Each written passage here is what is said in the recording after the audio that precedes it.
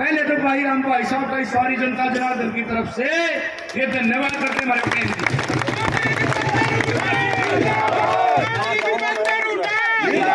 भाई जो मेहनत चौधरी दीपेंद्र सिंह हुड्डा ने इन नौजवानों के दर्द को देख के, गरीब की गरीबी को देख के, मां बहन की सुरक्षा को देख के जो पीड़ा इनको हो रही है, ये भाइयों कहते हैं ना, ये वो आदमी तकलीफ में आ रहे हैं, भारी तकलीफ में इलेक्शन नहीं आ रहा राज्यसभा सांसद। मैं आपको ये कह रहा हूं कि इसने भाई ने, हमारे आदरणीय युवा नेता ने, आप और मुख्यमंत्री के छोरे भी देखे हैं, मुख्यमंत्री प्रदेश में कई बन लिए, तो ये इनकी सादगी का प्रमाण है। और भाई सादगी तो थारे ना की अर्जी बुड़क लाल लगते वाली कुर्सी हम भी देख रहे, कदे कदे बलबीर भी देखे अंदर, क्योंकि इनका राज नहीं ना, राज तो अजीब दीपेंद्र का होगा, अजीब देखेंगे हम सारे। तो लाल लगते वाली कुर्सी जिस दिन ये भाई दीपेंद्र हुड्डा उस कुर्सी पे चौधरी भूपेंद्र सिंह हुड्डा, हम सारे, कुलदीप शर्मा और बलबीर भाई वाल्मीकि, सारे प्रदेश के सारे कार्यकर्ता, मतदाता, विधायक, आड़े तक ढोल बाजता जागा ढोल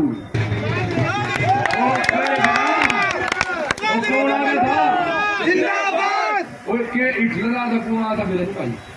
और उन्होंने भी मेरा मैंने चुप कर रहा था कि चीज थी, लेकिन हमने न्यूज सुनी भाई उसका भी कुछ था।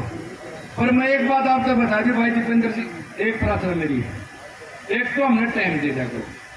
दूसरी प्रार्थना यह है कि जब भी हमने कोई इस पानीपत ग्रामीण की रैली का समय दोगे दे,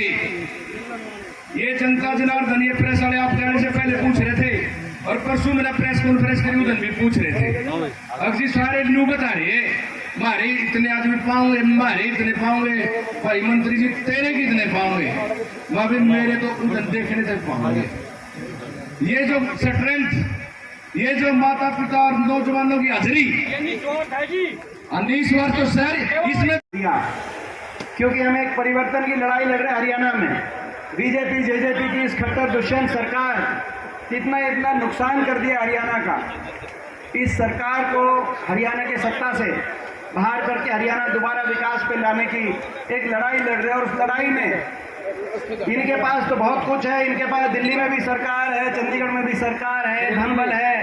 सत्ता बल है, मीडिया का बल है, बहुत कुछ है। हमारे पास उस लड़ाई लड़ने के लिए अगर कोई एक शक्ति है तो आपके दिए गए आशीर्वाद की शक्ति है, उस आधार पर हम लड़ाई लड़ रहे हैं। आपके हौसले पर लड़ रहे हैं। आज आपने बहुत आशीर्वाद दिया है, बहुत हमें हौसला देने का आज यहाँ पे काम किया है। ये सरकार बनी आज से 9.5 साल पहले, चुनावी वर्ष में हम पहुंच चुके हैं। 4 महीने के बाद लोकसभा का चुनाव है और 10-11 महीने के बाद विधानसभा का चुनाव। जब चुनावी वर्ष में आ जाएं तो सोचने, विचारने और तराजू पर रख के तोलने का समय आता है जनता का। बहुत आशाओं के साथ हरियाणा की जनता ने ये सरकार बनाई थी 2014 में। 2014 से पहले जो हरियाणा विकास के मामले में कांग्रेस की सरकार में, हुड्डा साहब के नेतृत्व वाली कांग्रेस की सरकार 10 साल रही हरियाणा में। देश में विकास में सबसे आगे वाले प्रदेश में उस समय हरियाणा माना जाता था। प्रति व्यक्ति आय में नंबर 1 थे, प्रति व्यक्ति निवेश में नंबर 1 थे, खिलाड़ियों के सम्मान में हरियाणा का नाम देश में माना जाता सबसे आगे। गरीब की कल्याणकारी योजनाओं की बात हो, चाहे किसान के हकों के फैसले की बात हो, और 10 साल अमन चैन शांति हरियाणा में, कानून व्यवस्था, कहीं कोई भाईचारे पे खरोच नहीं आई। 10 साल कहीं किसी वर्ग को धरना नहीं देना पड़ा, ना किसान को धरना पड़ा, ना हमारी पहलवान बेटियों को देना पड़ा, ना कर्मचारियों को, ना गरीब आदमी मजदूर को, छोटे व्यापारी, किसी को 10 साल धरने देने की आवश्यकता नहीं आई। अगर किसी ने कोई समस्या किसी वर्ग की आई तो संवेदनशीलता से और सहानुभूति से उसका समाधान करने की तरफ सरकार ने काम किया। फिर नारा है अच्छे दिन आएंगे, अच्छे दिन लाएंगे, महंगाई को कम कराएंगे। लोगों ने सोचा कि शायद और तेजी से हरियाणा आगे बढ़े, विकास हो, रोजगार मिले, अमन चैन, भाईचारा, खुशहाली फैले। बीजेपी को मौका दिया 2014 में, सरकार बनी दिल्ली में, चंडीगढ़ में, और ऐसी सरकार बनी कि आज 9.5 साल के बाद जो प्रदेश विकास में नंबर 1 हुआ करता था, आज वही प्रदेश, हरियाणा प्रदेश, बेरोजगारी में नंबर 1 देश में लाके खड़ा कर दिया इस खट्टर सरकार ने। आज हम सवाल पूछना चाहते हैं 9.5 साल के बाद, और ये मैं नहीं कह रहा बेरोजगारी में देश में नंबर 1 है, ये भारत सरकार बता रही है। संसद में मैंने सवाल पूछा इसी सत्र के अंदर, और सवाल के जवाब में मोदी सरकार ने कहा कि देश में बेरोजगारी में नंबर 1 अगर कोई प्रदेश है तो हरियाणा प्रदेश, दिल्ली के 3 तरफ बसा हुआ प्रदेश जो रोजगार देने वाला प्रदेश होना चाहिए था। आज उस प्रदेश में हर घर में एक नौजवान बेरोजगार खड़ा कर दिया, बेरोजगारों की फौज बन गई। हरियाणा का नौजवान अपने भविष्य को लेकर निराश हो गया, कोई बेरोजगारी की गर्त में, कोई नशे की तरफ, कोई अपराध, कोई अपना घर बार बेच के विदेश की तरफ अपने भविष्य खोजने में मजबूर हो गया। जहां जिस प्रदेश के हर शहर में कोचिंग सेंटर होते थे, वहां कोचिंग सेंटर से ज्यादा विदेश में भेजने के केंद्र स्थापित करवा दिए। सरकारी नौकरी मिली नहीं, एक के बाद एक घोटाले, सरकारी नौकरियों में एक के बाद एक घोटाले आए, HPSC घोटाला, पेपर लीक घोटाला, SSC घोटाला। या तो सरकारी नौकरियों को अस्थायी कर दिया गया जैसे कौशल निगम के माध्यम से, अग्निवीर के माध्यम से, या वो जो नौकरियां निकली वो घोटालों की भेंट चढ़ गई। और फिर भी अगर कोई लिस्ट निकली तो उन लिस्ट के अंदर हरियाणा से ज्यादा बाहर के नौजवानों का नंबर लगा। अभी पीछे 156 प्रोफेसर की लिस्ट निकली थी, 156 की लिस्ट में आपने देखा हरियाणा के केवल 53 नौजवान उसमें आए, 103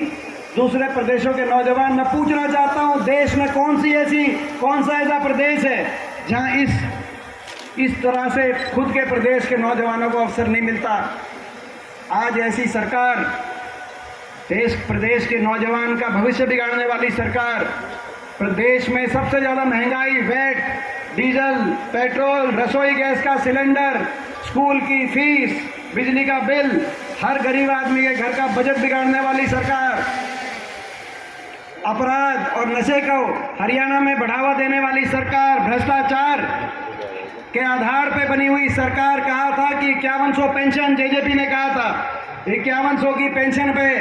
के आधार पे हम समझौता कर रहे हैं 2019 में जब सरकार बनाई, मगर 4.5 साल के बाद 5100 पेंशन नहीं आई। वो समझौता 5100 की पेंशन के नाम पे नहीं था, अपनी भ्रष्टाचार की फाइलों को बंद कराने के लिए और प्रदेश में महकमे लेकर भ्रष्टाचार की छूट के लिए समझौता किया गया। प्रदेश के सामने सार्वजनिक हर व्यक्ति ये जानता है कि सरकार भ्रष्टाचार के आधार पर बनी हुई सरकार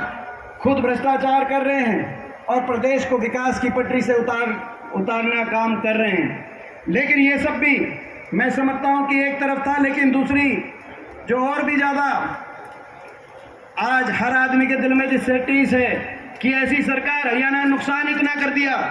कुछ काम किया नहीं, लेकिन अहंकार 7वें आसमान पे, घमंड 7वें आसमान पे, इतना घमंड कि 1 साल तक किसान बैठा रहा धरनों पे, 750 किसानों की जान चली गई, किसी ने एक सहानुभूति के 2 शब्द नहीं कहे। ऐसा घमंड कि हमारी देश की बेटियां, ओलंपिक में मेडल की विजेता बेटियां, दिल्ली की सड़कों पे उनको घसीटा जा रहा था। वो अपना मेडल लेके हरिद्वार मेडल बहाने गई जब गंगा में, तो सरकार के किसी मंत्री, मुख्यमंत्री, केंद्र के खेल मंत्री, किसी एक सांसद तक ने ये नहीं कहा कि आप, हम अपनी बेटियों को न्याय मिलेगा देश में, आप अपने मेडल मत बहाइए। ऐसा दिखाई देता था कि उन बेटियों की इज्जत की तो परवाह थी नहीं इन्हें। उन मेडलों से भी कहीं ना कहीं इनको मेडल भी ठीक नहीं लगते थे। अच्छा एक और सुन लो भाई कुछ चल चलो भाई, लेकिन इस वहाँ नहीं बात हुई, इस पर तो टिकट से आने लग रहे। तो मेरा निवेदन ये है भाई कि भाई गाड़ी मुंदी मरी थी 2005 में, टिकट कांग्रेस की जमा करा दी थी, मांगने लग गए थे, और भाई टिकट आदरणीय सोनिया गांधी जी ने वहां उल्टी ले ली, और भाई और दूसरी नेता को दे दी, और भाई लड़े जिप मर गई थी गाड़ी मुंदी भाई। फिर थोड़ी ही तरछी चाली 2 टायरा पे, फिर थोड़ी पंचर हो गया, फिर थोड़ी सी चाली। हुड्डा साहब ने कहा भाई ना कांग्रेस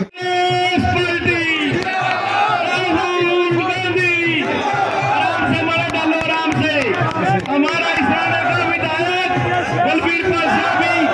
बलबीर पाल वाल्मीकि भी रविंदर जी के साथ पहुंचा है। तो ये आराम से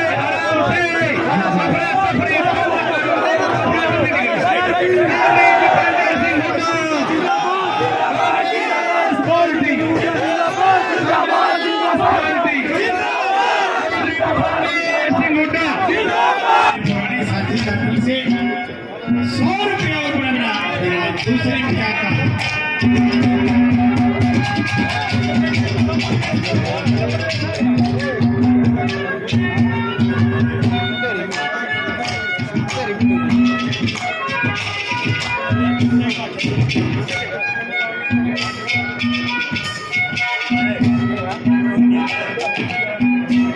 सुरेश वर्मा जी, पंडित जी, परवीन शर्मा, भाई दीपेंद्र शर्मा को पगड़ी पहनाते हुए क्योंकि सेवा गांव से संबंध रखते हैं, इसके साथ साथ वो दूसरा सामान एक और ले आओ। 1 सेकंड लगेगी, कहाँ गई आओ? हाँ भाई यशदीप सिंह, ये भाई यशदीप सिंह बेटा आपका, जैसे चाणक्य कुलदीप जी का बेटा, ये यशदीप सिंह आपका बेटा। भाई को गदा देकर सम्मान में दीपेंद्र सिंह बेटा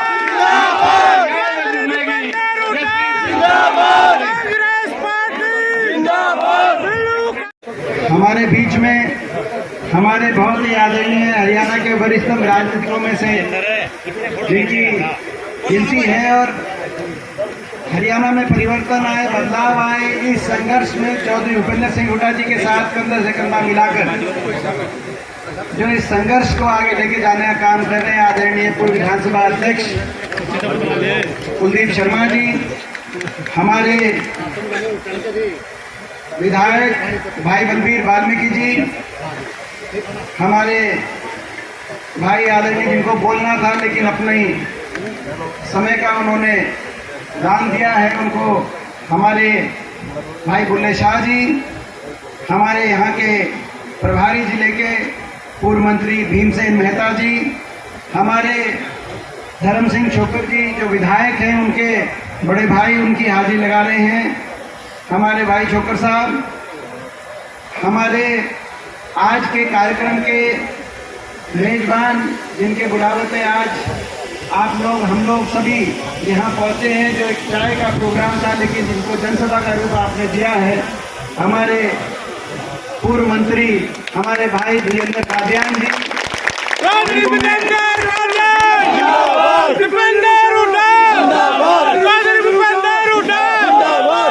जिनको मैं आज के कार्यक्रम के लिए बहुत बहुत बधाई देता हूँ। छोटा सा प्रोग्राम था, चाय पे घर पे जलपान का कार्यक्रम था, लेकिन इतनी बड़ी जनसभा का स्वरूप आपने देने का काम किया है। मैं आपको आज के कार्यक्रम के लिए बहुत बहुत बधाई देता हूँ और आप सबका बहुत बहुत धन्यवाद।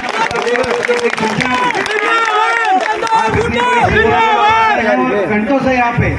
आपने धैर्य दिखाया और घंटों की बहुत देर से हम बहुत लेट चल रहे हैं, लेकिन आपने जितना धैर्य दिखाया उससे बहुत हमारा हौसला बढ़ा है। हमारे भाई बहुत ही आपने देखा जो बहुत प्रखर वक्ता हैं और घुल मिल के आपके बीच में जो आपके सुख दुख में हमेशा शामिल रहते हैं, भाई चाणक्य पंडित जी, हमारे भाई युवा कांग्रेस के हमारे पूर्व अध्यक्ष भाई श्री NSUI के हमारे राष्ट्रीय पदाधिकारी भाई शौर्यवीर कादियान जी, भाई सुरेंद्र दहिया जी, धर्मेंद्र रावत जी, सतपाल रोड जी, अमर सिंह रावल जी, जयवीर हुड्डा जी, विजेंद्र पुतानी जी, जिला परिषद के सदस्य अनिल मलिक जी, हमारी बहन सरोज सांगवान जी, मिर्जा भारी जी, सुमित घनगर जी, शशि लुत्रा जी, दीपक खटखड़ जी, अरविंद डांडा जी,